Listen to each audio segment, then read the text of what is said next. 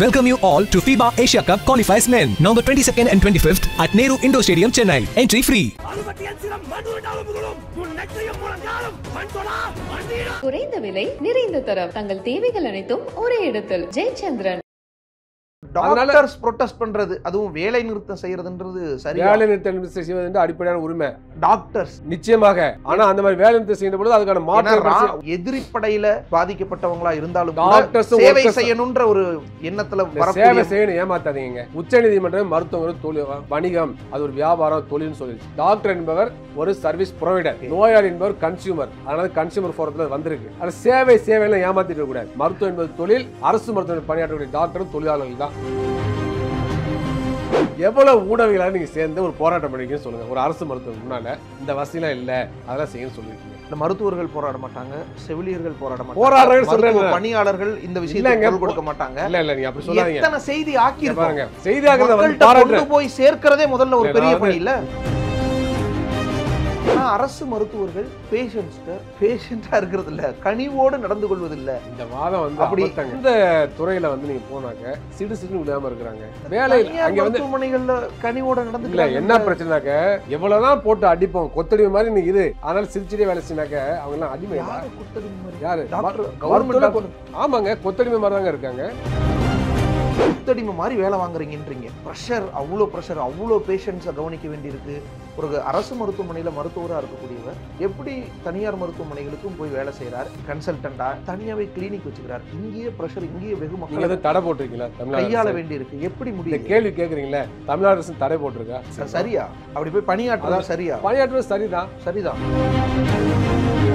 Corporate மருத்துவமனை consult பத்தி சொன்னீங்க. அந்த தனியார் கார்பரேட் மருத்துவமனை நீ ஒரு நாளைக்கு இவ்வளவு சிடி ஸ்கேன் எடுத்து, இவ்வளவு டெஸ்ட் பண்ணணும், இவ்வளவு வந்து உன் மூலமா இன்கம் வரணும் அப்படின்னு சொல்றது நிறைவேற்றலைனாக்க அவர் அங்கே நீடிக்க முடியும். அப்ப இதெல்லாம் மறைமுகமான பிரஷரா இல்லையா? இது கவர்மெண்ட் அவரே கரெக்ட் பண்றாங்களா இல்லையா? கவர்மெண்ட் டாக்டர்ஸுக்கும் பொருந்தும் இல்ல. கவர்மெண்ட் ஹாஸ்பிட்டலுக்கு வர பேஷண்ட்டை இங்க இது சரியாவாது, நீ அங்க வந்துரு, 5 மணிக்கு அங்க வந்து பாரு, நடக்குதா இல்லையா?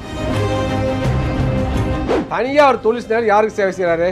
அவர் வந்து ஸ்ட்ரெஸ் எடுத்துக்கிறாரு, ஒர்க் பண்றாரு, தனியா பிராக்டிஸ் பண்றாரு. யாருக்காக சேவை செய்யறாரு? நோயாளிகளுக்கு சேவை செய்யறாரு. அவருடைய உழைப்பு வந்து நோயாளிகளுக்கு சேவை செய்யறதுக்கு தானே மருத்துவமனையில அரசு. நான் கேட்கிறேன் அரசு மருத்துவமனை சேவை செய்யறாருங்க, 8 மணி நேரம் வேலை செய்யறாருங்க. அதே மருத்துவர் தனியா ஒரு 4 மணி நேரம் சேவை செய்யல, அவர் வந்து சொந்தமா சம்பாதிக்கிறாரு. அதே சமயத்தில் சேவை செய்யறாரு, நோயாளிகள் பாக்குறாரு, சிகிச்சை வழங்குறாங்க. கிரிமினல் குற்றமா பண்றாரு. எப்ப பார்த்தாலும் வந்து சொல்லாதீங்க, நீங்க தான் சொன்னீங்க. கத்தியால குத்துவ, என்ன வேணாலும் செய்வேன், நான் அடிமையை வேலை செய்யறதுக்கு நான் டாக்டர் தொழில் செய்யணும் கேட்கிறேன். யாருக்காக வேலை செய்யறாங்க? சட்டப்படிதான் நடந்துக்கணும். தப்பு அது அப்படின்னு நம்ம கேட்கிற மாதிரி, மக்கள் அதை புரிஞ்சுக்கணும்னு சொல்ற மாதிரி டாக்டர்ஸும் கனிவோட நடந்து. திரும்ப அதே கேட்காதீங்க. சில செவிலியர் செய்யறாங்க. ஒட்டுமொத்த டாக்டர் வந்து இது பேசாதீங்க. இது மாதிரி ஒட்டுமொத்த சமுதாயம் மாதிரி செய்யறது தப்பு. அது மக்களுக்கு நம்ம காவல்துறையில மோசமான ஒட்டுமொத்த காவல்துறை சொல்ல முடியுமா? அது மாதிரி நான் சொல்றேன். பொதுவா பேசும்போது போலீஸ் டிபார்ட்மெண்ட் சொல்றது இல்லையா? நம்ம சொல்லிட கூடாது. நீங்க சமூகத்துல எல்லாத்தையுமே அப்படிதான் சொல்றாங்க. இல்ல தப்பு கூட நம்ம பொது மக்களையே சொல்றோம்ல. சமீபத்துல ஒரு கத்தி குத்து, சரியான சிகிச்சை அளிக்கல, நடந்து கொண்ட விதம் கனிவோடு இல்லை, ரொம்ப அரகண்டா நடந்துக்கிட்டாரு, நோட்டெல்லாம் தூக்கி எறிஞ்சாரு, அம்மாவுக்கு ரொம்ப ஒரு ஆபத்தான சூழலை உருவாக்கி கேட்டார் அப்படின்னு ஒரு நோயாளியினுடைய மகன் ஒரு வன்முறையை கையாண்டிருந்தார். பெரும் அதிர்ச்சியை ஏற்படுத்தி இருந்துச்சு, எல்லாராலும் கவனிக்கப்பட்டிருந்துச்சு, பேசப்பட்டிருந்துச்சு. இந்த நிகழ்வில் உடனடியாக மருத்துவர்களும் ஒரு போராட்டத்தை அறிவித்தாங்க, போராடினாங்க, கைது நடவடிக்கைகள் இதெல்லாம் நடந்து முடிஞ்சிருந்துச்சு.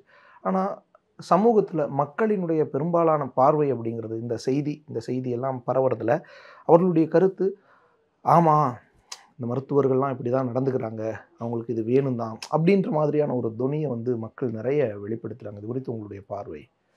இது ஒரு கடுமையான ஒரு கொலைவெறி தாக்குதல், திட்டமிட்ட தாக்குதல். மருத்துவமனையில் குறைபாடுகள் இருக்கான இருக்குது, இல்லைன்னா சொல்ல முடியாது. ஒரு சில மருத்துவர்களையும் குறைபாடுகள் இருக்கலாம். ஆனால் அதுக்கெல்லாம் வந்து ஒவ்வொருத்தரும் வந்து இந்த மாதிரி வன்முறையில் ஈடுபட்டால், கொலைவெறி தாக்குதல் நடத்தினா அது வந்து மிகப்பெரிய பாதிப்புகளை உருவாக்கும். மக்கள் கருதுறாங்கன்னு சொல்லிட்டு இன்னைக்கு வந்து ஊடகங்களே அந்த கருத்துல உருவாக்குறாங்க. ஒரு சில பேர்ட்ட முதல்ல போய் மைக்க நினைட்டு என்ன நினைக்கிறேன் கருத்து கேட்டா அது எப்படி இருக்கும்? இல்லை சார், இன்றைக்கு வந்து கிராமப்புற மக்கள் வந்து மருத்துவரை நம்புறாங்க. அதே மாதிரி நகர்ப்புறத்தையும் சாதாரண ஏழை மக்கள் வந்து மருத்துவரை கடவுள் மாதிரியே பார்க்குறாங்க.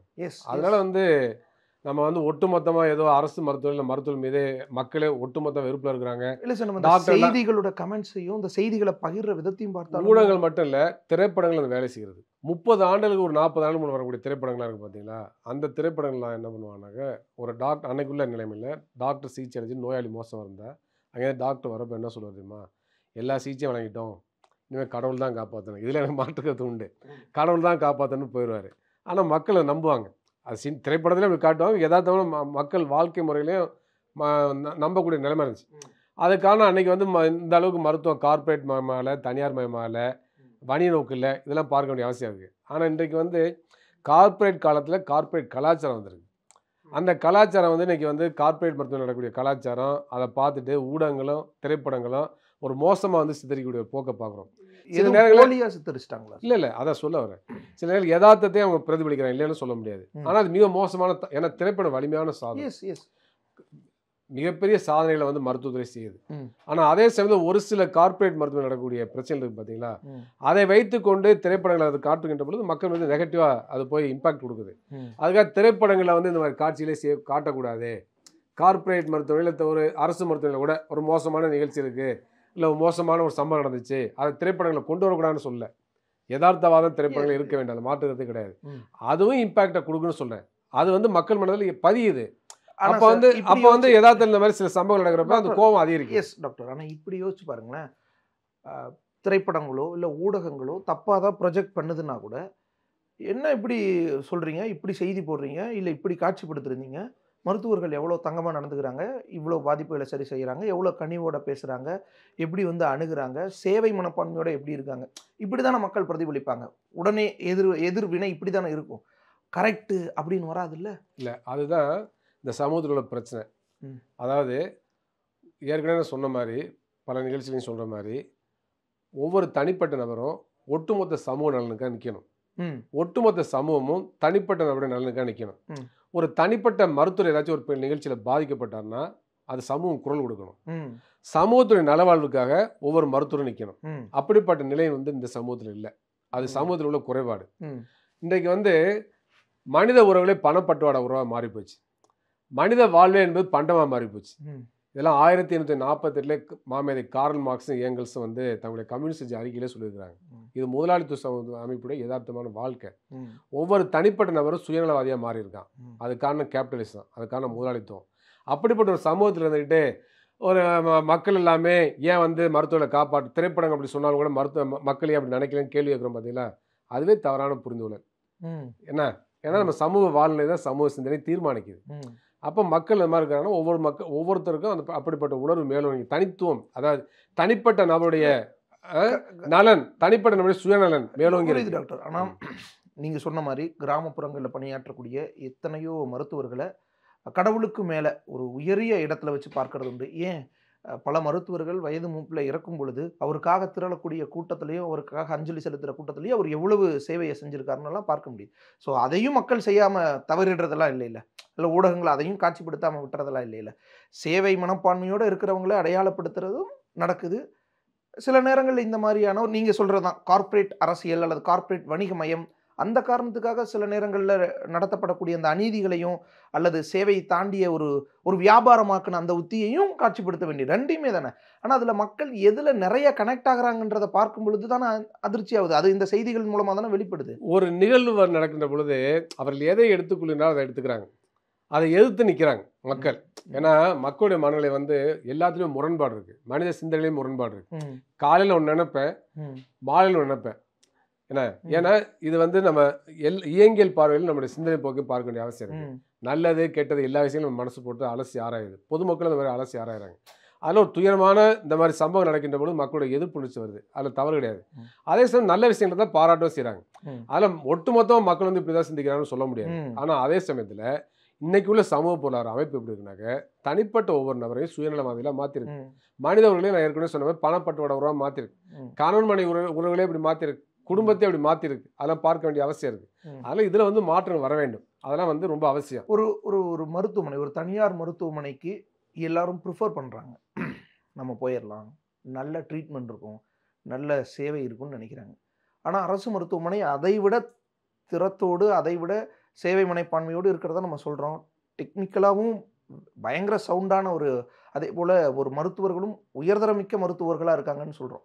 ஆனாலும் பொது புத்தியில் ஏன் அரசு மருத்துவமனையை தாண்டி ஒரு தனியார் மருத்துவமனையின் மீதே மக்களுக்கு அதிக நம்பிக்கை வருது? இல்லை, அப்படி சொல்ல முடியாது. இன்றைக்கு வந்து தனியார் மருத்துவமனை சிகிச்சை பெற்று அவநம்பிக்கையோட அரசு மருத்துவமனை காசு மட்டும் இருக்குதுன்னா தனியார் மருத்துவமனைக்கு தான் போவேன்னு அரசு மருத்துவமனைக்கு போகிறவங்களே நினைக்கிறாங்க. இல்லை, அப்படி சொல்ல முடியாது. சில நோயாளிகள் வந்து அரசு மருத்துவமனை போகணும்னு பிடிவாதமாக இருக்கிறாங்க, ஏராளமாக இருக்கிறாங்க. கம்யூனிஸ்ட் தலைவர் எல்லாமே அரசு மருத்துவமனை கொள்கை பிடிப்போட என்ன இல்லை, அந்த கொள்கை பிடிப்பு வரணும். நம்ம வந்து என்னன்னாக்க கொள்கை பிடிப்பு மக்களுக்கு உருவாக்கணும். ஆனா நம்ம என்ன செய்யணும், பொது புத்தியை எதுக்கு எங்க சேவை அதிகமா செய்யறாங்கன்ற ஒரு பார்வையில சொல்றேன். அதாவது ட்ரீட்மெண்ட் நீங்க போனா நல்லா இருக்குன்ற அடிப்படை இருக்குல்ல, அது பொது புத்தியில இருந்தே தான் சொல்றேன். அது தனியார் மருத்துவமனை பொது புத்திங்கிறது இருக்குல்ல, அது வந்து ஒரு மேம்போக்கான வாதம். அந்த பொது புத்தி மாத்தணும்ல. இல்ல இல்ல, ஏன் நம்மளால மாத்த முடியல? இல்ல, நான் என்ன சொல்றேன், இந்த பொது புத்தின்னு இருக்குல்ல, அதுலயே வந்து ஏராளமான தன்மை இருக்கு. வர்க்க நலன் சார்ந்து இருக்கு, யார் செய்யறாங்கிறத பொறுத்து இருக்கு. ஒரு பெரிய முதலாளி அவருடைய பொது புத்தி வேற, சாதாரண தொழிலாளி அவனுடைய பொது புத்தி வேறையா இருக்கும். அதனால அந்த வர்க்கத்தன்மையோட அது மாறும், வர்க்கத்துக்கு ஏற்ப அந்த பொது புத்திலாம் மாறும். அதனால வந்து அதை நம்ம புரிஞ்சுக்கணும். அதனால சாதாரண மக்கள் வந்து நீங்க விரும்புறது அரசு மருத்துவமனை தான். ஏன்னா அவங்க நிஜமாவா? நிஜமாதாங்க. ஒரு காசு இருக்கு இப்படி வச்சுக்கணுங்க. ஏன் அரசு வந்து 5 லட்ச ரூபா மருத்துவ காப்பீடு கொண்டு வரணும்? மத்திய அரசோ மாநில அரசோ, கலைஞர் காப்பீடு, செல்வி ஜெயலலிதா ஆட்சி காலத்தில் காப்பீடு, இப்போ பிரதமர் மோடி வந்த பிறகு 10 கோடி மக்களுக்கு காப்பீடுன்றாருங்க. ஸோ ஏன் இந்த காப்பீடு திட்டம் கொண்டு வரணும்? அப்போ மக்களுக்கு ஒரு பயம் இருக்குது, அரசு மருத்துவமனை உடனே தனியார் மருத்துவமனையில் போய் இந்த சிகிச்சை. நீங்களே தவறா புரிஞ்சுருக்கீங்க. இல்லை டாக்டர், ஃப்ரீயா அங்கே அரசு மருத்துவமனை எதுக்கு அப்போ காப்பீடு? எனக்கு விளக்க சொல்லுங்க ப்ளீஸ். இது வந்து தனியார் மயமாக்கலுக்கான அடித்தளம் போடுறாங்க. இது பின்னால் உலக வங்கி இருக்குது, சர்வதேச நிதி மூலதனம் இருக்குது. மருத்துவத்தை முழுமையாக தனியார் மயமாக்குவது, கார்ப்பரேட் மயமாக்குவது, வணிகமயமாக்குவது, பொது சுகாதாரத்துறை ஒழித்து கட்டுவது. அதுக்காக தான் அந்த ஆயுஷ்மான் பாரத்தில் பிரதமர் காப்பீடு திட்டம் கொண்டு வந்திருக்கிறாங்க. அப்போ பிரதமர் காப்பீடு திட்டம் யாரெல்லாம் உடம்பு சரியில்லை, நீங்க உடம்பு சரியில்லை ஆயுஷ்மான் பாரத்தில் போயிட முடியாது. யாரு ஒரு லேண்ட்லைன் வீட்டில் இருந்தால் அவங்களுக்கு பலன் கிடையாது. Right, okay. 2 வீலர் ஒரு ஏழைன்னு வச்சுக்கோங்க, ஏழையா இருந்தாலும் எல்லா சிகிச்சை இலவசம் கிடையாது. ஆயுஷ்மான் பாரத் இந்த திட்டத்தின் கீழே வர தகுதிக்குள்ள ஒருத்தர் வைங்க, எனக்கு ஒரு உடம்பு சரியில்லை, நான் கவர்மெண்ட் மருத்துவமனைக்கு தான் போய் ஆகணும், வேற வழியிலே என்கிட்ட காசு இல்லை. ஆனால் இப்போ இந்த காப்பீடு இருக்கிறனால நான் ப்ரிஃபரன்ஸ், இப்போ எனக்கு 2 சாய்ஸும் வந்துருச்சு, தனியாருக்கும் போகலாம் கவர்மெண்ட்டுக்கும் போகலான்னு. ஆனால் என் மனநிலை ஏன் தனியாருக்கே போகுது? இல்லை, ஏன்னா இங்கே ஏதோ ஒரு சிக்கல் இருக்குது இல்லை, அதை நம்ம உணர மறுக்கிறோமோ? இதை வந்து என்ன பிரச்சனைனாக்க, நீங்கள் சொல்கிற மாதிரி அரசு மருத்துவமனையில் சில வசதிகள் கிடையாது. போதிய டாய்லெட் வசதி இல்லை, கழிப்பிடம் மோசமாக இருக்கும், இந்த மாதிரி பல பிரச்சனையாக இருக்குது. அதில் தயக்கம் இருக்கலாம், மாற்றுக்கிறது கிடையாது. ஆனால் அரசு வந்து காப்பீடு திட்டம் கொண்டு வருது பார்த்தீங்களா, அது ஒரு மோசமான நோக்கத்தோடு கொண்டு வர்றாங்க. பொது சுகாதாரத்துறை வந்து வலுவிழக்க செய்து தனியார் மயமாக்குங்கிற முயற்சியோட அவங்க செய்கிறாங்க. இது பின்னால் என் கம்பெனியை நானே எழுத்து கேட்டல, நான் டவுட் கேட்டுக்கிறேன். இல்லை, நீங்கள் பேசுகிறவங்க கேட்டேன், என்ன பேச விடுங்க ப்ளீஸ் ப்ளீஸ். இது பின்னால் உலக வங்கி இருக்குது, சர்வதேச நிதி மூலதனம் இருக்கு, பன்னாட்டு ஏகபோக நிறுவனங்கள் இருக்கு, மெடிக்கல் இண்டஸ்ட்ரியல் காம்ப்ளெக்ஸ் இருக்கு. அவங்க என்ன பண்றாங்கன்னா இந்த மருத்துவத்துறையை சேவைத்துறையெல்லாம் வணிகமயமாக்கணும் நோக்கத்தோடு செயல்படுறாங்க. அப்போ அதுக்கேற்ற மாதிரி இந்தியாவில் வந்து தேசிய நலக்கொள்கை உருவாக்கப்படுது. அப்போ அந்த அடிப்படையில் தான் அரசு மருத்துவமனை தனியாட்டு விடப்படுகிறது, அங்கே வணிகமயமாக்கப்படுகிறது. இப்போ வந்து ராஜஸ்தானில் பார்த்தீங்கன்னா விஷுங்கிற அமைப்பிட்ட பிரைமரி ஹெல்த் எல்லாம் கொடுத்துட்டாங்க. ரன்னிய பிரைமரி ஹெல்த் சென்டர் எதுக்காக கொடுக்குறீங்க நீங்கள்? அதே மாதிரி மாவட்ட மருத்துவத்தில் 3 டிபார்ட்மெண்ட் தனியாட்ட கொடுங்க, நிதி ஆயோக் வந்து பல இடத்துல கொடுத்துட்டாங்க. மாவட்ட மருத்துவமனையிலே தனியார் கொடுத்து நீ மெடிக்கல் காலேஜ் ஆரம்பிச்சுக்க பிபி மாடல் கொடுக்குறாங்க. என்ன காரணம்? ஏன் அதை செய்யணும்? அதே போல் பார்த்தீங்கன்னா ஹெல்த் அண்ட் வெல்னஸ் சென்டர் ஆரம்பித்து 1,50,000 சப் சென்டரை ஹெல்த் அண்ட் வெல்னஸ் சென்டரை மாற்றி அதெல்லாம் கார்பரேட் சோசியல் ரெஸ்பான்சிபிலிட்டி கார்பரேட் சேர்த்து நடத்துறது வந்து அரசு சொல்லுது. அப்போ இதெல்லாம் மோசமான திட்டமாக இல்லையா? சாதாரண மக்களை பாதிக்குமா இல்லையா? இன்றைக்கி வந்து சப் சென்டருங்கிறது இந்தியாவுடைய பொது சுகாதாரத்துறை முதுகெலும்பு. அப்போ அந்த பொது சுகாதாரத்துறை அடித்தட்டு மக்களோட, இன்னும் சொல்ல போனால் மக்களோட நேரடியாக தொடர்பு உள்ளது வந்து சப் சென்டர் தான். அந்த பகுதியில் ஒரு நோய் பரவினா அவங்க தான் சொல்கிறாங்க, ஃபேமிலி வெல்ஃபேர் ப்ரோக்ராம் அவங்க தான் நடைமுறைப்படுத்துகிறாங்க, தடுப்பூசி அந்த சென்டர் தான் போடுது, அங்கே தான் விஹெச்என் இருக்காங்க, குழந்தைகளுக்கான தடுப்பூசி திட்டம் அங்கே தான் போடப்படுது, அங்கே தான் இரும்பு சத்து மாத்திரை கொடுக்குறாங்க, ஃபோலிக் ஆசிட் மாத்திரை கொடுக்குறாங்க, கருத்தடை சாதனம் கொடுக்குறாங்க, எல்லாமே அது மூலமாக நடக்குது. அதை போய் நீங்கள் தனியார் மயமாக்கலாமா? என்ன நோக்கம் உங்களுக்கு? நான் கேட்குறேன். அப்போ இப்படிப்பட்ட ஒரு மோசமான பாலிசி நடைமுறைப்படுத்தப்படுது.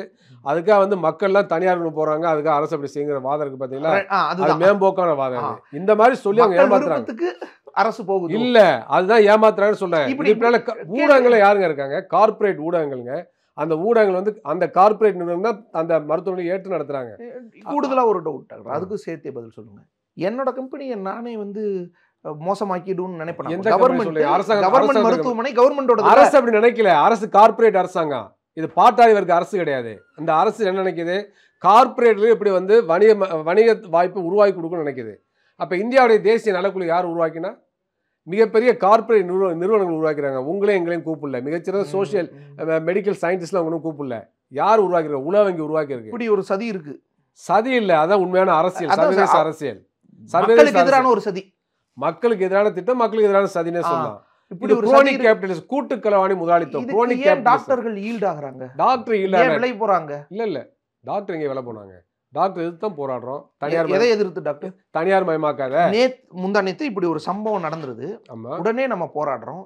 இப்படி தனியார் மயமாக்கல எதிரா இல்ல டாய்லெட் இந்த மருத்துவமனையில, அரசு மருத்துவமனையில டாய்லெட் வசதி இல்ல, இவ்வளோ லட்சம் மக்கள் வர்றாங்க, இவங்களுக்கு சரியான தங்குற இடம் இல்லை, இல்லை இவங்களுக்கு சரியான உட்கார்ற இடம் இல்லை, இவங்களுக்கு போதிய காற்று வசதி வர்றதுக்கான ஏற்பாடுகள் இல்லைன்னு எந்த டாக்டர் அமைப்புகளோ அல்லது போராட்டம், அப்படி ஒரு எமர்ஜென்சியான ஒரு போராட்டம் நான் வருத்தப்பட முடியுமா சொல்லுங்க? பல கொள்கைகள்ல அதையும் ஒரு கோரிக்கையா வச்சிடறோம். இல்ல, சென்ற வாரம் ஒரு பிரஸ் மீட் போட்டோம். ஒவ்வொரு தடவை நாங்க போராட்டம் பண்றோம். நீங்க செய்தியை பாக்குறீங்களா இல்லையான்னு தெரியல எனக்கு. இந்த விஷயத்துக்கு உடனே வெளியில வந்து நின்னும்ல. இல்ல அந்த மாதிரி இங்க பாருங்க, வேலை நிறுத்தம் பண்ற மாதிரியான ஒரு போராட்டம். இது தவறு, நீங்க சொல்றது தவறு, நீங்க புரிஞ்சாம செய்றீங்க. இந்த வார்த்தைக்கு நான் வருத்தப்படுறேன். நாங்க மட்டும் இல்ல, செவிலியர்கள், வில்லேஜ் ஹெல்த் நர்சஸ், ஆர்சிஹெச் பணியாளர்கள் உட்பட அவங்க வந்து பொது சுகாதாரத்தை வலுப்படுத்துறதுக்காக போராடிட்டு இருக்கிறாங்க. அரசு மருத்துவர்கள் குறைபாட்டை அவங்க சொல்றாங்க, அதை சரிசுன்னு சொல்றாங்க. ஆனா அதுக்காக போராடுங்கிற வாதம் இருக்குல்ல, அது மேம்போக்கான வாதம். அது இல்ல டாக்டர், நம்ம ஊதிய உயர்வு, பணியிடங்களை நிரப்பணும், இப்படி பல கோரிக்கைகள்ல 10வது கோரிக்கையை 7வது கோரிக்கையை வச்சிடறோம். முதன்மைப்படுத்தி கேட்கிறேன், நீங்க என்ன செஞ்சிருக்கீங்க? ஊடகங்கள் என்ன செஞ்சிருக்கீங்க? பொதுமக்கள் என்ன செஞ்சிருக்கீங்க? அதே மருத்துவம் மட்டும் செய்ய நினைக்கிறீங்க? மருத்துவம் செய்யறோம், பொதுமக்கள் என்ன செஞ்சிருக்காங்க? அரசியல் கட்சி போராடுறாங்க இல்லைன்னு சொல்ல முடியாது. விழிப்புணர்வு எத்தனை பொதுமக்கள் திரண்டு விழிப்புணர்வு இல்லாம இருக்காங்க. அந்த மாதிரி விழிப்புணர்வு பல எம்ப்ளாயிஸ் இல்லாம இருக்கலாம், ஆனால் அதை உருவாக்குறவங்களே தொடர்ந்து. நமக்கு ஒரு பிரச்சனைனா நம்ம வர்றோம், ஆனா இது வந்து பிரச்சனைக்கு வரமாட்டோம்ன்றத பார்வை தானே இதுல வருது. இன்னைக்கு வந்து ஊடகவியலாளர்கள் நினைக்கிறாங்க கார்ப்பரேட் மருத்துவமனை போகணும்னு நினைக்கிறாங்க, அவங்களே மருத்துவ காப்பீடு வேணும்னு நினைக்கிறாங்க. ஏன் வந்து ஊடகவியலாளர் தேர்ந்து, இப்படி சொல்றதுக்காக வருத்தப்படக்கூடாது.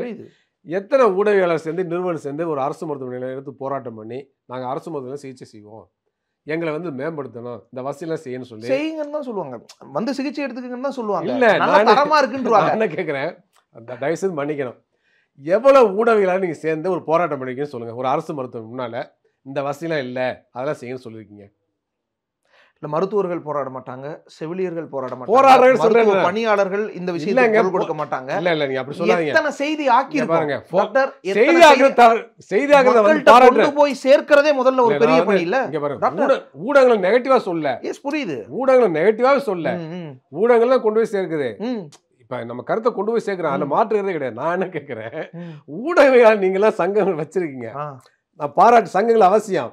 ஆனா அதே சமயத்துல உங்க சங்கத்தின் சார்பாக ஏன் ராஜீவ்காந்தி மருத்துவமனை வாசல்ல போய் நின்று ஒரு ஆர்ப்பாட்டம், என்ன கூப்பிடு வர்றேன், உள்ள வந்து இந்த பிரச்சனை எல்லாம் இருக்கு, சரி பண்ணுங்கன்னு, உள்ள அந்த பிரச்சனை எல்லாம் இருக்கு, மேல அக்கறை இருக்குல்ல, ஊடகத்தை விட்டுருங்க, அந்த ஊடகத்தை விட்டுருங்க. மருத்துவமனையில கரெக்ட், அந்த மருத்துவமனையில வேலை செய்யற டாக்டருங்களுக்கு, நர்ஸுங்களுக்கு, மற்ற பணியாளர்களுக்கு இல்லாத அக்கறை ஊடகவியலாளர்களுக்கு வந்து செஞ்சிடணும். அவங்களுக்கு அந்த அக்கறை வேணும்னு சொல்றேன். ஒரு சமூகத்துல ஒரு அங்கம், அவங்களும் ஒரு முதுகெலும்பு, அவங்க தூண், அவங்களும் அந்த பொறுப்பு வேணும். நான் எல்லாத்துக்கும் தான் பொறுப்பு வேணும்னு சொல்றேன். ஆமா, எல்லாத்துக்கும் பொறுப்பு, எல்லாத்துக்கும் பொறுப்பு வேணும். நாங்க டாக்டர் அந்த பொறுப்பு இருக்கிறதுக்கும் முதன்மையா இருக்கிறதுக்கு வித்தியாசம் இருக்குல்ல. 2018 இல்ல, அது உண்மைதான். அதுக்காக 2018 போராடுறப்ப ஊதிய உயர்வுக்காக மட்டும் போராடல, ஃபோக்டா சார்பா கூட நிறைய. ரெண்டாவது கோரிக்கை என்ன தெரியுமா? அரசு மருத்துவமனை வரக்கூடிய நோயாளிகளுடைய எண்ணிக்கைக்கு ஏற்ப மருத்துவர்களை நியமிக்கணுங்கிறது. எங்க சங்கம் இருக்கு இல்லையா, கொரோனா காலகட்டத்தில் மிகப்பெரிய அளவுக்கு நாங்க கேம்பெயினே பண்ணோம். எவ்வளவு ஊடகங்களை வந்து கருத்து சொல்லியிருக்கோம். பொதுத்துறை நிறுவனங்கள் மூலம் தடுப்பூசியை தயாரிக்கணும், செங்கல்பட்டுல உள்ள நிறுவனத்தை திறக்கணும், இதெல்லாம் எங்க வாய்ஸா சொல்லிட்டே இருந்திருக்கோம் இல்லையா. நீங்க பழைய இதுல போய் பாருங்க, பேச்சிலாம் பாருங்களேன். போராட்டம் பண்ணிருக்கோம். எஸ், முதல்வர் போய் ஆய்வெல்லாம் செஞ்சாரு, ஆனா அதுக்கு பிறகு நடக்காம போயிடுச்சு. அதனால ஏன் கனிவோட நடந்து, பொதுமக்களுக்கும் பொறுப்பு இருக்கு, டாக்டர்களும் பொறுப்பு இருக்கு, புரியுது, எல்லாருக்கும் சமூக பொறுப்பு இருக்கு. ஆனா அரசு மருத்துவர்கள் பேஷண்டா இருக்கிறது இல்ல, கனிவோடு நடந்து கொள்வது இல்ல. இந்த வாதம் வந்து அப்படித்தாங்க தமிழ்நாட்டில் உள்ள திரும்ப திரும்ப இதே தான் சொல்லிட்டு இருக்கீங்க. ஏன்னா இது வந்து ஏற்றுக்கொள்ள முடியாது.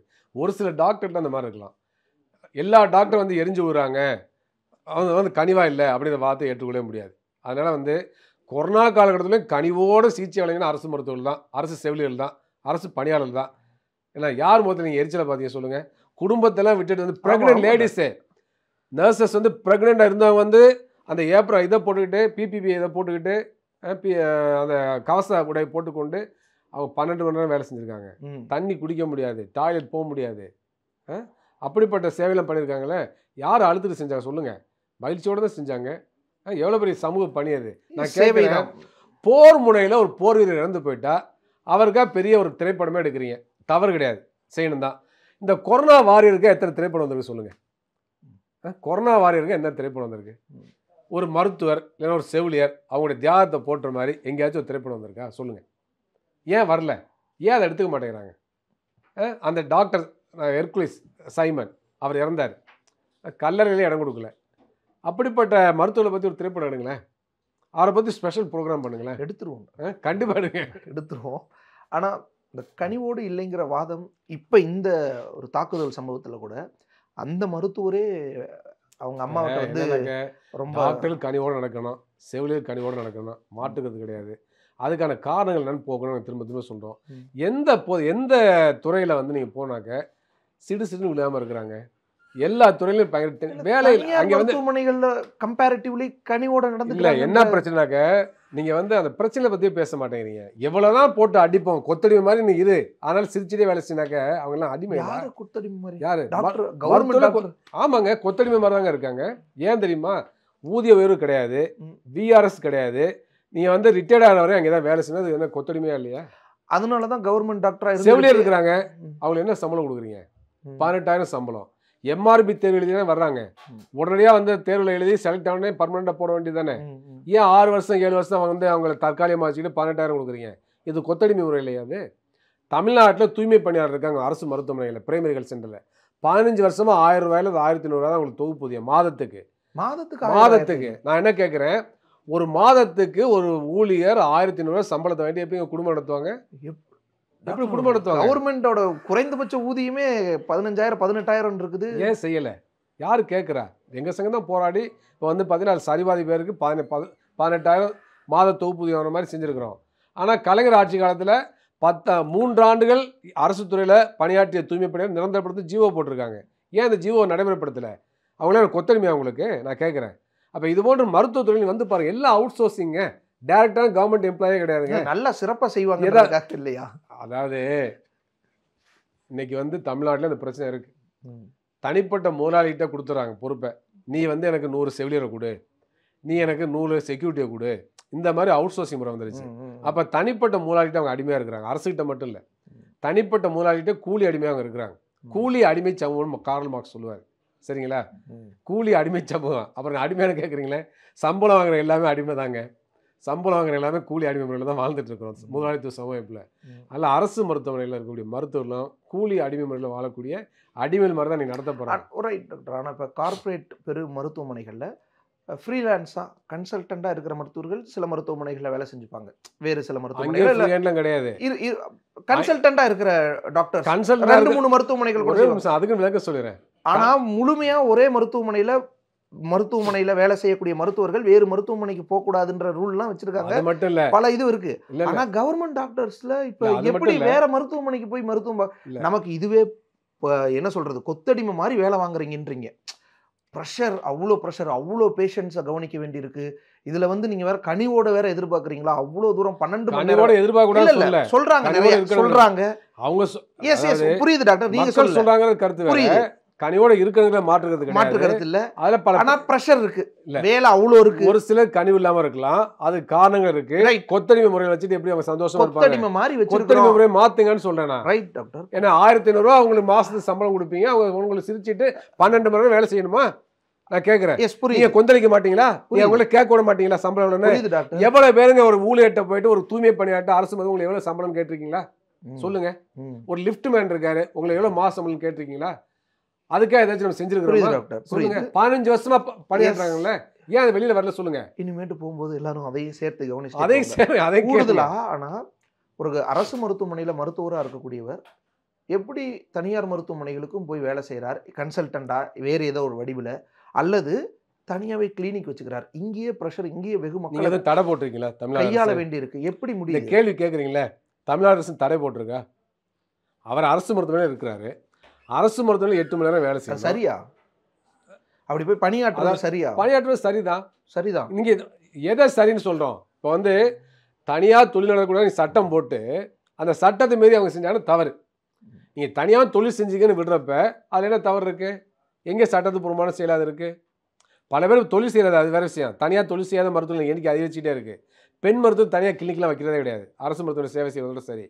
ஆனால் இன்றைக்கு வந்து பல மாநிலங்களில் தனியார் தொழில் செய்வது தடை பண்ணியிருக்காங்க. கேரளாவில், பீகாரில் இந்த மாதிரி மாநிலங்களில் அங்கே மத்திய அரசுடைய டாக்டர் தனியாக ப்ராக்டிஸ் பண்ணக்கூடாது, தடை இருக்குது. அதை மீறி அவர் செஞ்சாலும் தப்பு. ஆனால் அவருடைய கவர்மெண்ட்ல அப்படி தடை இல்லை, தடை கிடையாது, சட்டம் கிடையாது. அதே சமயத்தில் மத்திய அரசு வந்து தனியாக ப்ராக்டிஸ் பண்ணக்கூடாதுன்னு சொன்னாங்கன்னா அவங்க வந்து தனியாக ப்ராக்டிஸ் பண்ணக்கூடாது அலவன்ஸ் அதிகமாக கொடுக்குறாங்க, அவங்க ஊதியம் அதிகம். இங்கே ஒரு அரசு மருத்துவர் வந்து ரிட்டையர்ட் ஆகக்கூடிய காலகட்டத்தில் வாங்கக்கூடிய சம்பளத்தை அங்கே 6 ஆண்டுகளில் 7 ஆண்டுகளே வாங்குறாங்க. மிக மோசமான நிலைமை தமிழ்நாட்டில். அப்போ நீங்கள் வந்து அரசு மருத்துவ ஊதியத்தை உயர்த்திட்டு தடை செய்யுங்க. இப்போ கூட தடை செய்யுங்க, வேண்டான்னு சொல்ல, ஊதியத்தை உயர்த்திட்டு தடை செய்யுங்க, மாற்றுக்கிறது கிடையாது. அதுக்கடுத்து நீங்கள் ஒன்று சொன்னீங்க, கார்ப்பரேட் மருத்துவத்தில் கன்சல்டன் பற்றி சொன்னீங்க. கன்சல்டன் எப்படி தெரியுமா? அவங்க பணி வந்து நித்திய கண்டம் பூர்ண ஆயுசுன்னு சொல்லுவாங்கல்ல. அந்த தனியார் கார்ப்பரேட் மருத்துவமனை நீ ஒரு நாளைக்கு இவ்வளோ சிடி ஸ்கேன் எழுது, இவ்வளோ டெஸ்ட் பண்ணணும், இவ்வளோ வந்து உன் மூலமாக இன்கம் வரணும் அப்படின்னு சொல்கிறது நிறைவேற்றலைனாக்கா அவர் அங்கே நீடிக்கவே முடியாது. அப்போ இதில் மறைமுகமான ப்ரெஷரா இல்லையா? இது கவர்மெண்ட் அவரே கரெக்ட் பண்ணுறாங்களா இல்லையா? கவர்மெண்ட் டாக்டர்ஸுக்கும் பொருந்தும் இல்லை. கவர்மெண்ட்ல டாக்டரா இருந்துட்டு ஒரு தனியார் கார்ப்பரேட் மருத்துவமனையில கன்சல்டன்டா போறாருன்னா அங்கே இதே மாதிரி நிச்சயமா கவர்மெண்ட் ஹாஸ்பிட்டல்ல வர பேஷண்ட்ஸை கூட இங்க கூட்டு வா. அப்ப இது எவ்வளவு பெரிய அநீதியா இருக்கும். அதாவது இந்த செயல் நடக்குது. ஆனா வந்து மக்களை அப்படி இல்ல, இது இல்ல, ஒரு நிமிஷம் இருங்க. தனியார் மருத்துவமனையில் கஷ்டப்படக்கூடிய நோயாளி வந்து நீ அரசு மருத்துவமனை வா அங்கே போய் ட்ரீட்மெண்ட் எடுத்துக்க அப்படின்னு சொல்ல டாக்டர் இருக்காங்க. ஏன் நீ தனியா போற? அந்த பக்கம் இருக்கலாம், இந்த பக்கம் இருக்கலாம். ஆனா இது எவ்வளவு பெரிய ஆபத்து டாக்டர். கவர்மெண்ட் ஹாஸ்பிட்டலுக்கு வர டாக்டர் பேஷண்ட்டை இங்க இது சரியாவாது, நீ அங்க வந்துரு, 5 மணிக்கு அங்க வந்து பாரு, நடக்குதா இல்லையா? இல்ல, அது தப்பு. அது மாதிரி செய்யக்கூடாது. அதுக்கு தான் தனிப்பட்ட முறையில் ஒவ்வொரு மருத்துவருக்கும் சமூக பொறுப்பு வேணும். அந்த சமூக பொறுப்பை வந்து நம்ம வளர்க்கணும். அதில் வந்து மாற்றுக்கிறதே கிடையாது, அது செய்யக்கூடாது. ஆனால் அதே சமயத்தில் நம்ம வந்து கார்ப்பரேட் மருத்துவமனையில் எல்லா கன்சல்டும் ஃப்ரீயாக இருக்காங்கன்னு சொல்றீங்க பார்த்தீங்களா? வாதம் அது ஃப்ரீயாக இருக்காங்க. அவங்களுக்கு கார்ப்பரேட் சேர்த்து செஞ்சுக்கிறாங்க, அவங்களுக்கு வேறு வழி கிடையாது. அந்த கார்ப்பரேட் அதை நான் ஒன்றும் சொல்லலை. கவர்மெண்ட் ஹாஸ்பிட்டலில் வேலை செஞ்சுட்டு நீங்க எப்படி இன்னொரு தனியார் மருத்துவமனையில் போய் வேலை செய்ய சட்ட ரீதியாக தவறுகள்னு சொல்றேன். திரும்ப அதே இல்லை, சட்ட ரீதியாக தடை இல்லைங்கிறதுக்காக நம்ம அப்படி டாக்டர் இப்போ நீங்க எத்தனை பேஷண்ட்டை கவனிக்க முடியும்னு இருக்குல்ல. நம்மளால ஒரு 10 பேஷண்ட் ஒரு நாளைக்கு கவனிக்கலாம், இல்ல 20 பேஷண்ட் கவனிக்கலாம். நான் இங்க ஏற்கனவே ஏகப்பட்ட மக்கள் வராங்க, அவங்களையும் பார்த்துட்டு அங்க போய் ஒரு 10 பேர்த்த பார்த்து எவ்வளவு ப்ரெஷரோட படுறேன். இப்போ ஒரு வாரம் கழிச்சு அந்த டாக்டரோட மனநிலையே எப்படி இருக்கும்? ரொம்ப டாக்டருக்காக இறக்கப்படுறீங்க. உங்களுடைய இதுல நானும் பங்கேற்கிறேன். டாக்டர் வந்து இன்னொரு வாழ்க்கையே இருக்கு, இன்னொரு வாழ்க்கையில இன்னொரு பகுதியே இருக்கு, அதை இழக்கிறாங்க. இழக்கிறாங்க, அது கூடாது. அதனால டாக்டர் சொந்தமா பிராக்டிஸ் வந்து தனியா பண்ணக்கூடாது. அரசு டாக்டர் நல்ல ஊதியத்தை கொடுத்து இருக்கிறங்க, ஒரு நிமிஷம் பேச விடுங்க. அதனால நல்ல சம்பளம் கொடுத்து அவங்க தனியாக ப்ராக்டிஸ் பண்ண மாட்டாங்க. தனியாக ப்ராக்டிஸ் பண்ணுறதுனால கூடுதல் ஸ்ட்ரெஸ்ஸு, உடல்நல பாதிப்பு, மனநல பாதிப்பு, குடும்பத்துக்கு டைம், இது இன்னொரு பேஷண்ட் மேலே வேற போய் சேர்றதுக்கு டைம் ஸ்பெண்ட் பண்ண முடியல. அப்போ இந்த மாதிரியான பாதிப்பு மருத்துவத்தில் இருக்குது. அப்போ மருத்துவத்தில் கௌரவமாக வாழக்கூடிய வகையில் அவங்க ஊதியத்தை கொடுத்தீங்கன்னா பல பேர் தனியாக தொழில் செய்ய மாட்டாங்க. அப்போ அந்த நிலையை நீங்கள் உருவாக்குங்க. திரும்ப உங்கள் பேட்டியில் வந்து டாக்டர் குறை சொல்லணும்னு வருது. இல்லை, இது கண்டிப்பாக தப்பு. அது முழுமையா பார்க்கணும். ஒரு டாக்டர் பிரச்சனையை பார்க்கணும். அவங்களுடைய போலி என்கவுண்டர் நடக்குதுன்னு வைங்க, அப்ப போலீஸ் இப்படி செய்யலாமா அப்படின்னு கேக்குறோம். உடனே போலீஸ் என்கவுண்டர் பண்ணாங்கன்னு சொல்ல முடியுமா? இல்ல கேளுங்க, நீங்க இல்ல அந்த மாதிரி சொல்ற உதாரணம் சொல்றதே தவறு. இது தனியா ஒரு தொழில் யாருக்கு சேவை செய்யறாரு? அவர் வந்து ஸ்ட்ரெஸ் எடுத்துக்கிறாரு, அரசு மருத்துவம் வேலை செய்யறாரு. சாயங்காலம் வந்து வீட்டுல குடும்பத்துல குழந்தையோட இருக்கக்கூடிய நேரத்துல அவர் போய் ஒர்க் பண்றாரு, தனியா பிராக்டிஸ் பண்றாரு. யாருக்காக சேவை செய்யறாரு? நோயாளிகளுக்கு சேவை செய்யறாரு. அவருடைய உழைப்பு வந்து நோயாளிகளுக்கு சேவை செய்யறதுக்கு தானே மருத்துவமனையில் அரசு. நான் கேட்கிறேன், அரசு மருத்துவமனையில் சேவை செய்யறாருங்க, 8 மணி நேரம் வேலை செய்யறாருங்க. அதே மருத்துவர் தனியாக ஒரு 4 மணி நேரம் சேவை செய்யல, அவர் வந்து சொந்தமாக சம்பாதிக்கிறாரு. அதே சமயத்தில் சேவை செய்யறாரு, நோயாளிகள் பார்க்குறாரு, சிகிச்சை வழங்குறாங்க. கிரிமினல் குற்றமா பண்றாரு. நீங்க வந்து அதை தடை பண்ணீங்கன்னா தப்புன்னு சொல்லலாம். அதே சமயத்தில் அரசாங்கம் ஏன் தடை செய்ய மாட்டேங்குது? அது நோக்கம் இருக்கு. ஏன்னு சொன்னால் அரசு மருத்துவம் தனியாக தொழில் செய்கின்ற பொழுது அங்கே வரக்கூடிய நோயாளிகள் வந்து பெரும்பாலும் அரசு மருத்துவமனை வர்றது கிடையாது. அப்போ வந்து எண்ணிக்கை அரசு மருத்துவமனை நோயாளிகள் எண்ணிக்கை குறையும். அரசும் மருத்துவர்களும் இதுல ஒரு கேளுங்க, என்னன்னாக்கா அரசுக்கு லாபம். அதான் என்ன லாபம்னா மருந்து மாத்திரை செலவு மிச்சம் அரசுக்கு. அப்போ வந்து அரசு வந்து தடை செய்ய மாட்டேங்க. நான் சொல்றேன் தடை பண்ணுங்கன்னு சொல்றேன். அரசு மருத்துவமனை ஊதியத்தை உயர்த்திட்டு தடை செய்யுங்கன்னு சொல்றேன். ஏன் தடை செய்யணும்னு சொல்றேனாக்க மக்களுக்கு நல்லது, மருத்துவம் நல்லது. இவ்வளவு நல்ல ஆரோக்கியமான மருத்துவம். நிறைய பேஷண்ட்ஸை கொஞ்சம் கவனிக்கிறது, ஸ்ட்ரெஸ் இல்லாம கவனிக்கிறது நிச்சயமா செய்ய முடியும். வாழ்க்கையில இன்னொரு பகுதி இருக்கு. தொழிலுக்கு 8 மணி நேரம், மீதி டைம் வந்து குடும்பத்தோட செலவு பண்ணணும், ஓய்வு எடுக்கணும், டூர் போகணும், அவங்க அனுபவிக்கணும். அது இல்லாமல் இருக்குது டாக்டர்களுக்கு. அதனால வந்து அரசாங்கம் நல்ல மனசோட டாக்டர்களுக்கு தனியாக தொழில் செய்யக்கூடாது, நாங்கள் ஊதியத்தை உயர்த்தி கொடுக்கணும், யாரும் செய்ய மாட்டாங்க. அதை வந்து உடனடியாக செய்யணும். உங்கள் கோரிக்கையாக நான் வைக்கிறேன், உங்களுடைய கோரிக்கையாக. அந்த அது மக்களுக்கு நல்லது தானே, மருத்துவர்களுக்கு நல்லது தானே. அடுத்து திடீர்னு நம்ம போராடுறது, இப்போ இம்மீடியட் ரியாக்ஷனில் ஒரு போராட்டத்தை அறிவிச்சு பண்ணணும். இப்போ இன்னைக்கு அதே மருத்துவமனையில் ஒரு நபர் உயிரிழந்துட்டார். அவசர சிகிச்சைக்கு வந்து உடனடியாக இறக்குறார். போராட்டம் நடக்குது, மக்கள் கொந்தளிக்கிறாங்க.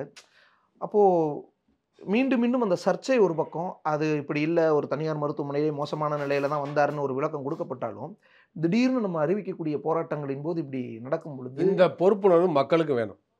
டாக்டரை தாக்கினா திடீர்னு ஸ்ட்ரைக் பண்ணால் நம்ம பாதிக்கப்படுங்கிற உணர்வு வேணும். அப்போ தட்டி கேட்கணும் மக்கள். யார் கத்தி எடுத்து வெட்ட போகிறாங்களோ அவனை தட்டி கேட்கணும். ஏன் கேட்க மாட்டேங்கிறாங்க? ஊடகங்கள் கேட்கணுமா இல்லையா? அப்போ வந்து வன்முறை எதற்கு தீர்வாகாது, அது தப்பு ஆகாது. அதை கொடுத்து திரும்ப வந்து டாக்டர் ஸ்ட்ரைக்னால பாதிப்புன்னு சொல்றீங்களா ஒழிய அந்த வன்முறைனால ஒட்டுமொத்த சமூகத்தை பாதிப்பு ஏன் வரமாட்டேங்குது? ஒரு வன்முறை சம்பவம் நடக்கிறப்ப ஒட்டுமொத்த மக்கள் பாதிக்கப்படுறாங்களே, அதில் டாக்டருடைய ஃபேமிலி தாங்க அஃபெக்ட் ஆகிறாங்க. ஒரு ஒட்டுமொத்த டாக்டர் ஸ்ட்ரைக்குன்னா டாக்டரோட அப்பா அம்மா எங்கேயாச்சும் ஒரு ஊரில் இருப்பாங்க, அவங்களுக்கு திடீர் ஹார்ட் அட்டாக் வந்து அவங்களும் தானே மருத்துவமனைக்கு போகிறாங்க. அப்போ அவங்களும் தானே பாதிக்கப்படுறாங்க. டாக்டரோட குடும்பம் மட்டும் அப்படி நல்லா அப்படி பாக்குறீங்க. இல்ல அப்படி டாக்டர்ஸ் ப்ரொடெஸ்ட் பண்றது, அதுவும் வேலை நிறுத்தம் செய்யறதுன்றது சரி. வேலை நிறுத்தம் செய்வது அடிப்படையான உரிமை டாக்டர்ஸ் நிச்சயமாக. ஆனா அந்த மாதிரி வேலை நிறுத்தம் செய்யும் பொழுது அதுக்கான மாற்றம் ஒரு எதிரிப்படையில பாதிக்கப்பட்டவங்களா இருந்தாலும் சேவை செய்யணும்ன்ற ஒரு எண்ணத்துல சேவை செய்யணும். ஏமாத்தாதீங்க. உச்ச நீதிமன்றம் மருத்துவர்கள் தொழில் வணிகம், அது ஒரு வியாபாரம் தொழில்னு சொல்லிடுச்சு. டாக்டர் என்பவர் ஒரு சர்வீஸ் ப்ரொவைடர், நோயாளி என்பவர் கன்சியூமர். அதனால கன்சியூமர் ஃபோரத்தில் வந்திருக்கு. ஆனால் சேவையெல்லாம் ஏமாத்திட்டு கூடாது. மருத்துவம் என்பது தொழில். அரசு மருத்துவமனை பணியாற்றக்கூடிய டாக்டரும் தொழிலாளர்கள் தான், அவங்களும் பணியாளர்கள் தான். தொழிலாளர்களுக்குள்ள அனைத்து உரிமையிலும் டாக்டர்களும் உண்டு. அதனால வந்து இது மாதிரி பாதிக்கப்படுங்க அவங்களும் ஸ்ட்ரைக் பண்ண செய்வாங்க. ஸ்ட்ரைக் எல்லா ஸ்ட்ரைக்ல இருந்தா மக்கள் பாதிக்கப்படுவாங்க, அந்த தொழிலாளி தான் பாதிக்கப்படுறாங்க. அப்ப யாருக்கு பொறுப்பு வேணும்? இந்த அரசுக்கு பொறுப்பு வேணுமா இல்லையா? சமூகத்துக்கு பொறுப்பு வேணுமா இல்லையா? பிரச்சாரம் பண்ணுங்க, இந்த மாதிரி மருத்துவமனை தாக்கக்கூடாது, மருத்துவம் தாக்கக்கூடாது, தாக்கினா ஸ்ட்ரைக் பண்ணுவாங்க, ஸ்ட்ரைக் பண்ணால் ஒட்டுமொத்த சமூகம் பாதிக்கும், எனவே பிரச்சனை சட்ட ரீதியாக அணுகுங்க, நீங்கள் நுகர்வோர் நீதிமன்றத்துக்கு போங்க, இல்லை நீதிமன்றத்துக்கு போங்க, இப்படி தானே சொல்லணும். நீங்கள் மற்ற விஷயத்துல நான் என்ன சொல்றேன், பாதிப்பு இருக்கும், இழப்பே நான் சொல்லிடுறேன். எல்லாத்துலேயும் தான் இழப்பு இருக்கு.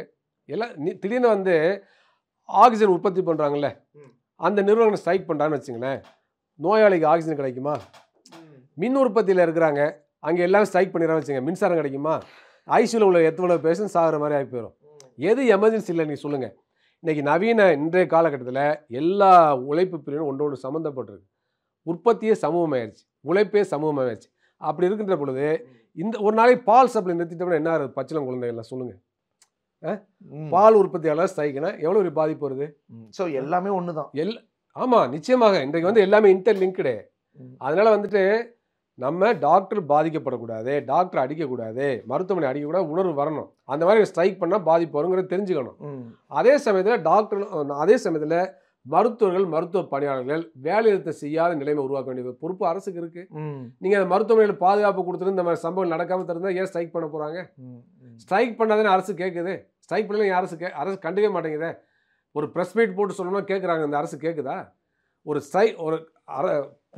ஒரு ஆயுதம், வேலை நிறுத்தம் என்பது ஒரு ஆயுதம். அந்த ஆயுதத்தை எடுக்கிற பொழுது தான் அரசு வந்து செவி சாய்க்குது. பேச்சுவார்த்தை கூப்பிட்டார்ல, அமைச்சர் கூப்பிட்டார்ல, எப்போ கூப்பிட்றாரு? ஒரு ஸ்ட்ரைக் அறிவிச்ச பிறகு தானே பேச்சுவார்த்தை கூப்பிட்றாரு. என்னைக்காச்சும் ஒரு நாளைக்கு சாதாரணமாக இருக்கிறப்ப அமைச்சர் வந்து எல்லா டாக்டர் சங்களும் வாங்க, செவிலி சங்கங்களும் வாங்க, உங்கள் கோரிக்கையில் சொல்லுங்கள், நிறைவேற்ற பேச்சு அழைச்சிருக்காங்களா? ஒரு சாதாரண நாட்கள் எங்கே அழைச்சிருக்காங்க சொல்லுங்க. எப்பயாவது அழைச்சிருக்காங்களா? ஒரு ஸ்ட்ரைக் இதெல்லாம் இந்த துறையில் மட்டும் சொல்ல, எல்லா துறையிலும் தான். எங்கேயாச்சும் தொழிலாளர் அதாவது பட்ஜெட் போடுறப்ப மத்திய அமைச்சர் நிர்மலா சீதாராமன் முதலாளிகளை கூப்பிட்டு எப்படி பட்ஜெட் போடணும்னு கேட்குறாங்களே, தொழிற்சங்கம்லாம் கூப்பிட்டு ஒரு பட்ஜெட் எப்படி போடணும் கேட்குறாங்களா? தமிழ்நாட்டில் மாதிரி கேட்குறீங்களா? நான் கேட்குறேன். அப்போ என்ன போக்குது? அப்போ வந்து எனக்கு மருத்துவத்துறை பணியாளர்கள் அப்பொழுது மீட்டிங் போடுங்க, எல்லாரையும் கூப்பிடுங்க, உங்கள் பிரச்சனைலாம் கேளுங்க. ஆனால் ஸ்ட்ரைக் அறிவிச்ச பிறகு தான் ஸ்ட்ரைக் பண்ணுறப்ப தான் கேட்பேன். ஸ்ட்ரைக் பண்ண சமூக உறவுன்னு பார்த்தா என்ன அர்த்தம் அது? அதனால் தொழிற்சங்கத்தில் தொழிலாளர்களுக்குள்ள அடிப்படையான உரிமை வேலை நிறுத்தம். அந்த வேலை நிறுத்த உரிமை யாரும் பறிக்கக்கூடாது. ஆனால் அதே சமயத்தில் மருத்துவர்கள், செவிலியர்கள், மருத்துவ பணியாளர்கள் வேலை நிறுத்தம் செய்யாமல் தடுக்கக்கூடிய பார்த்துக்களுடைய பொறுப்பு அரசுக்கு இருக்குது, சமூகத்துக்கு இருக்குது. அதை செய்யணும். அதனால் வந்து ஸ்ட்ரைக் பண்ணிட்டவங்கள சமூக விரோதிகளாக பார்ப்பது தவறு. இது வந்து இந்த கான்செப்ட் எங்கேருந்து வருதுன்னா முதலாளித்துவ சிந்தனையிலேருந்து வருது. முதலாளியுடைய புத்தி அது, சரிங்களா? அந்த புத்தி நம்மளுக்கு வரக்கூடாது. முதலாளித்துவ புத்தியே இருக்குதுன்னு வச்சுக்கிட்டாலும் இல்லை அதுதான் உண்மைனாலும் கூட அது மாத்துறதுக்கு எல்லாருடைய பங்களிப்பும் தானே வேணும். ஆமா, எல்லாருடைய பங்களிப்பு வேணும்.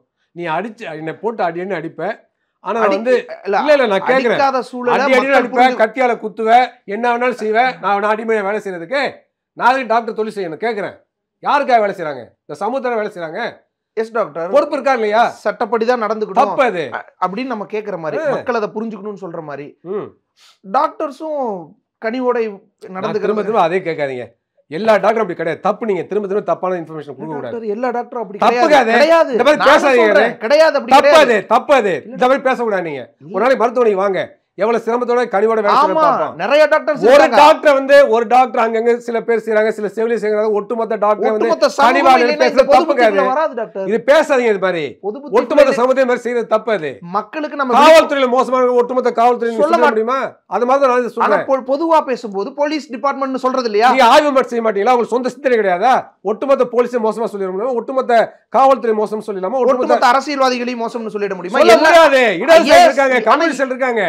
அதை நீ பார்க்கணுமா இல்லையா? எல்லாரும் அப்படி சொல்றாங்கல்ல, நம்மள சொல்லிட கூடாதுன்னு பாருங்க. நீங்க சமூகத்துல எல்லாத்தையுமே அப்படிதான் சொல்றாங்க. இல்ல தப்பு கூட நம்ம பொது மக்களையே சொல்றோம்ல, ஒட்டுமொத்த சமூகமே முதலாளித்துவ சிந்தனையில இருக்குன்னு சொல்றோம்ல.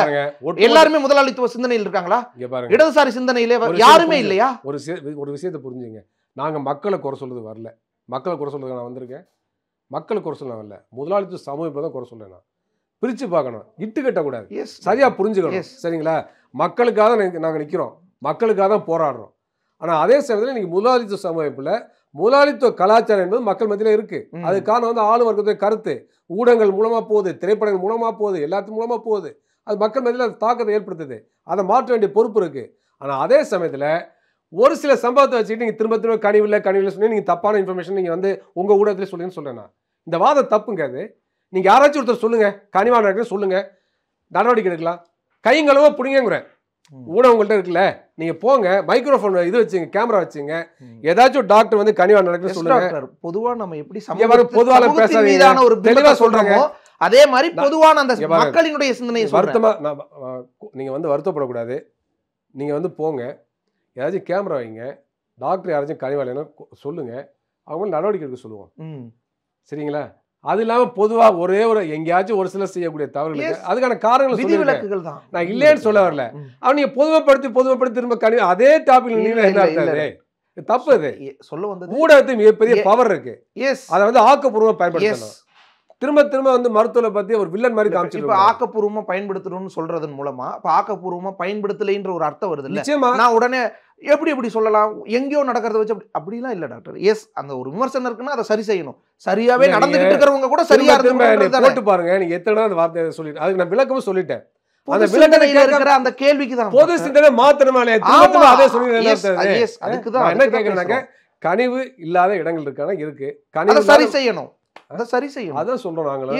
அதுக்கான காரணங்களை போக்கணும்னு சொல்லி மக்கள்கிட்டையும் ஆயுதம் சரி செய்வீங்க. எஸ், மக்களும் உடனடியா ஆயுதமோ இந்த மாதிரியான ஒரு விஷயங்களோ எடுக்காம சட்ட ரீதியா அணுகிறதுக்கான மனமாற்றத்தை, விழிப்புணர்வு அவங்களுக்கும் கொண்டு போய் சேர்க்கணும். நீங்க சொல்ற மாதிரி அரசாங்கம் இதுல முழுமையான நடவடிக்கை எடுத்து அரசு மருத்துவர்கள் வேறு பணிகள் செய்யற சூழல் இல்லாத ஒரு நிலையை ஏற்படுத்தணும். ஒரு விஷயத்தை சொல்லிடுறேன், தெளிவுபடுத்துறேன்.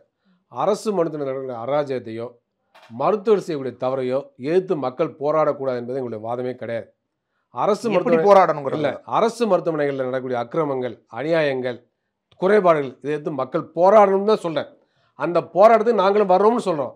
ஆனா அதை விட்டுட்டு தனிப்பட்ட நபர்களை குறை சொல்லிட்டே வந்து நம்ம போறதுக்கு பார்த்தீங்கன்னா அது தவறு. அது பிரச்சனை தீர்வே ஆகாது. புரியுது. நம்மளுக்கு பொறுப்பு இருக்கு. எஸ், இந்த மருத்துவத்துறை சரி பண்ண வேண்டிய பொறுப்பு நமக்கு இருக்கு. அதை நோக்கி பயணிக்கணும். அதுல எல்லாத்துக்கும் பங்கு இருக்கு. எல்லாருக்கும் பங்கு இருக்கு, டாக்டர் பங்கு இருக்கு, செவிலியர் பங்கு இருக்கு, அரசியல் தலைவர் பங்கு இருக்கு.